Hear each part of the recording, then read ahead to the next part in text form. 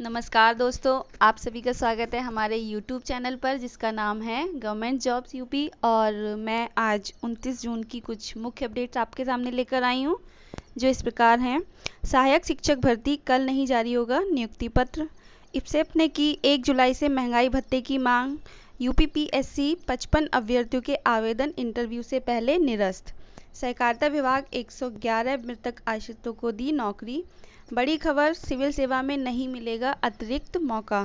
इसके अलावा अन्य महत्वपूर्ण सूचनाएं हैं।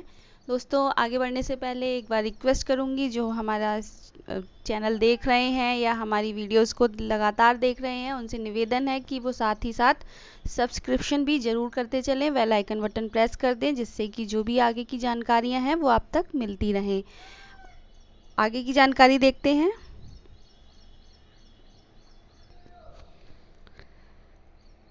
जैसा कि बताया गया था कि 28 और 29 जून को काउंसलिंग होगी और उसके बाद 30 जून को इसका नियुक्ति पत्र जारी कर दिया जाएगा। लेकिन अब ये नियुक्ति पत्र 30 जून को जारी नहीं होगा। सचिव बेसिक शिक्षा परिषद के जो सभी बीएसए को इसके लिए पत्र भेजा गया है। उत्तर प्रदेश के परिषदीय विद्यालयों में 59,000 सहायक अध्यापक भर्ती में नियुक्ति पत्र के लिए अभ्यर्थियों को अभी और इंतजार करना होगा।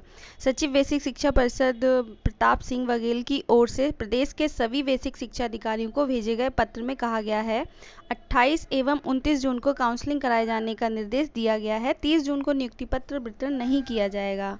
काउंसलिंग के बाद हर अभ्यर्थियों की नियुक्ति पत्र वितरित किए जाने की तिथि एवं समय की अलग से जानकारी दी जाएगी और उसके लिए सूचित किया जाएगा। तो जितने भी अभ्यर्थी हैं जिनका अभी ये काउंसलिंग सेशन चल रहा है, आज और कल वाला, वो काउंसलिंग सेशन तो उनका कंप्लीट हो जाएगा, लेकिन नियुक्ति पत्र के लिए अभी उनको और इंतज़ार करना पड़ेगा। बात करते हैं महंगाई भत्ते से रिलेटेड।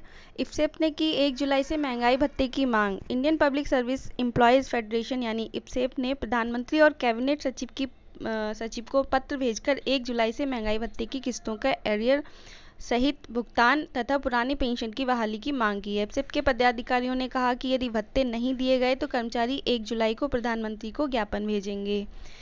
और इसमें 30 जून को सेवानिवृत्त होने वाले कर्मचारियों के लिए पेंशन में एक वेतन वृद्धि को जोड़कर पेंशन निर्धारित की जाए, ऐसा उनका एनपीएस को समाप्त कर पुरानी पेंशन को बहाल किया जाए। ये बहुत सारी मांगे हैं जो सेप के द्वारा महंगाई भत्ते को लेकर उठाई जाएंगी।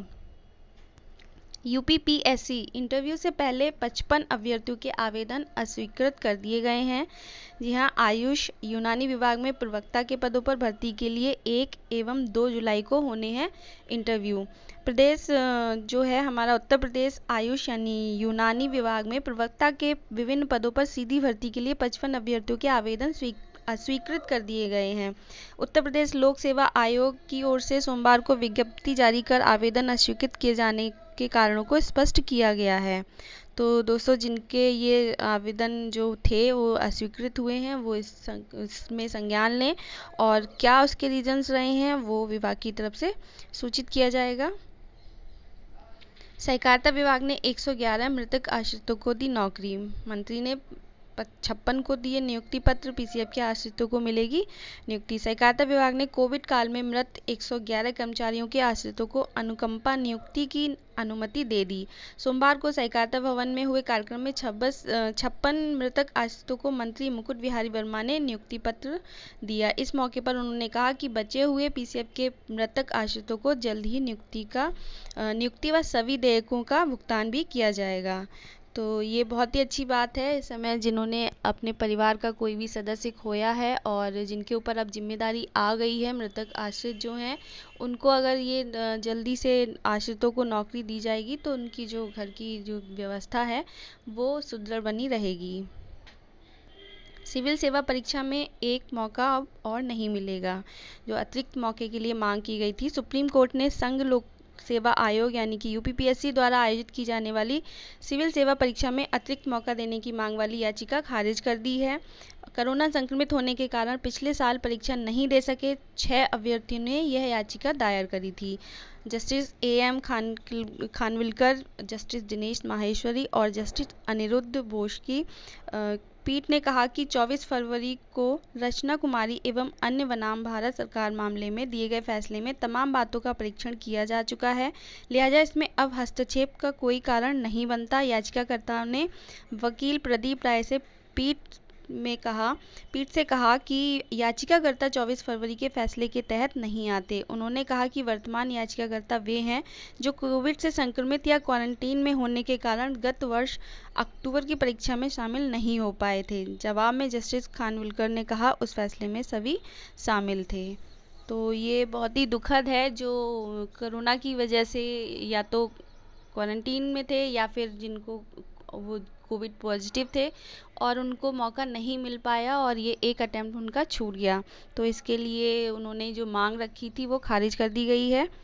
आगे देखते हैं, पॉलिटेक्निक छात्र प्रोन्नत नहीं होंगे, देनी होंगी परीक्षाएं। जी हाँ, बहुत सारे ऐसे उच्च शिक्षा विभाग हैं और डिप्लोमा जो कोर्स कर रहे हैं उनके जितने भी कोर्स कर रहे थे उसमें कोरोना की वजह से प्रोन्नत यानी कि प्रमोट कर दिया गया था, लेकिन पॉलिटेक्निक के छात्रों को अब परीक्षा देनी पड़ेगी, ऑनलाइन ही देंगे। अगर ऑनलाइन नहीं संभव है किसी कारणवश तो जो उनका क्षेत्रीय ऑफिस होगा, इस कॉलेज होगा, वहाँ जाकर वो परीक्षा उनको देनी पड़ेगी। अग्नि प्राइम का कामयाब परीक्षण हुआ है। रक्षा अनुसंधान एवं विकास संगठन यानी DRDO को दोहरी मार करने वाली परमाणु मिसाइल अग्नि प्राइम को सोमवार सुबह 10:55 बजे ओडिशा के बालासोर में चांदीपुर तट के अब्दुल कलाम द्वीप से सफल परीक्षण किया जा चुका है। बच्चों के पोषण पर केंद्रित 3 माह का अभियान 1 जुलाई से 30 सितंबर तक चलेगा। अभियान बाल विकास सेवा एवं पुष्टाहार विभाग ने तैयार किया खाका, और इसमें अभियान के अंतर्गत जो गतिविधियां हैं वो देख लेते हैं। सैम व मैम। सैम मतलब है कि 5 वर्ष तक के तीव्र अति कुपोषित बच्चे सैम कहलाते हैं व मध्यम अति कुपोषित बच्चे मैम कहलाते हैं। तो इनके लिए आंगनवाड़ी केंद्रों पर पोषण के बारे में जानकारी देना। आंगनवाड़ी कार्यकर्ता चिन्हित बच्चों के घर जाकर उनके लिए डाइट चार्ट तैयार करेंगी व पोषण का प्रबंध करेंगी। स्वास्थ्य विभाग की मदद से ऐसे बच्चों की जांच व चिकित्सा सुविधा दिलाई जाएगी। अभिभावकों को पोषण रंगोली व पोषण तस्तरी के बारे में जानकारी दी जाएगी। बच्चों को दिए जा रहे भोजन की निगरानी व हर सप्ताह उनका वजन किया जाएगा। डाइट चार्ट के मुताबिक घर पर ही माताओं को भोजन का सुझाव दिया जाएगा। पौष्टिकता बढ़ाने के लिए भोजन में तेल, घी, मूंगफली का चूरा, सोयाबीन बड़ी व मौसमी सब्जियों के इस्तेमाल की जानकारी दी जाएगी। बच्चों का समय से टीकाकरण कराने की कार्रवाई की जाएगी। और अगर ये इम्प्लीमेंटेशन हो जाता है सही समय पर और सही जो डाइट चार्ट के अकॉर्डिंगली होगा, तो जितने हमारे सैम और मैम के तहत बच्चे आते हैं बहुत जल्दी ही एक स्वस्थ बच्चे कहलाएंगे। 2 अक्टूबर को पुरस्कार भी इसके लिए होगा। सरकारी दफ्तरों में सभी कर्मियों की उपस्थिति अनिवार्य, एक नया आदेश जारी हुआ है। कोविड-19 महामारी को स्थिति में सुधार को देखते हुए प्रदेश के सभी सरकारी कार्यालय अब 100% कार्मिकों की उपस्थिति के साथ खुलेंगे और उसमें जितने भी कार्यालय staff sanitization, face mask, face cover, social distancing व अन्य सुरक्षात्मक उपायों को पूरा ध्यान रखेंगे। संक्रमण से प्रभावित क्षेत्रों में कार्यालयों को बंद किए जाने अथवा उनमें उपस्थिति के संबंध में जिला प्रशासन के स्तर से निर्णय लिया जाएगा। यानी कि दफ्तर भी खुलेंगे और दफ्तर में जो अटेंडेंस होगी वो भी 100% रहेगी। शिक्षक भर्ती अभ्यर्थियों ने शुरू किया धरना। जैसा कि पहले भी मैंने बताया है कि उत्तर प्रदेश में जो टेट और सीटेट उत्तीर्ण अभ्यर्थी थे उन्होंने बेसिक शिक्षा परिषद में नई शिक्षक भर्ती निकालने के लिए एक अभियान जारी किया था और उसके लिए सोमवार से निषादगंज स्थित बेसिक शिक्षा निदेशालय पर धरना शुरू कर किया। अभ्यर्थियों ने सरकार से परिषदीय स्कूलों में करीब 80,000 शिक्षकों की भर्ती निकालने की मांग की है। वहीं 68,500 सहायक अध्यापक भर्ती के दिव्यांग अभ्यर्थियों ने 36 आरक्षण के आधार पर दिव्यांगों को नियुक्ति देने की मांग करते हुए धरना शुरू किया है। और इसके लिए उन्होंने बहुत सारे अपने कुछ आरक्षण के लिए उन्होंने 3% आरक्षण नहीं दिया गया 1995 एक्ट के अनुसार, इसके लिए भी मांगे रखी हैं। और जो भी भरांग से रिलेटेड उनके जितने भी सवाल हैं उन सबको लेकर एक उन्होंने धरना प्रदर्शन शुरू कर दिया है। राष्ट्रीय अध्यापक पुरस्कार के लिए सिर्फ एक ही आवेदन, जिले में राष्ट्रीय पुरस्कार से संबंधित जो आवेदन थे वो ऑनलाइन आवेदन मांगे गए थे और जिसमें सिर्फ अभी तक एक आवेदन प्राप्त हुआ है। दोस्तों, आज की ये कुछ मुख्य खबरें थी जो मैं आपके सामने लेकर आई हूँ।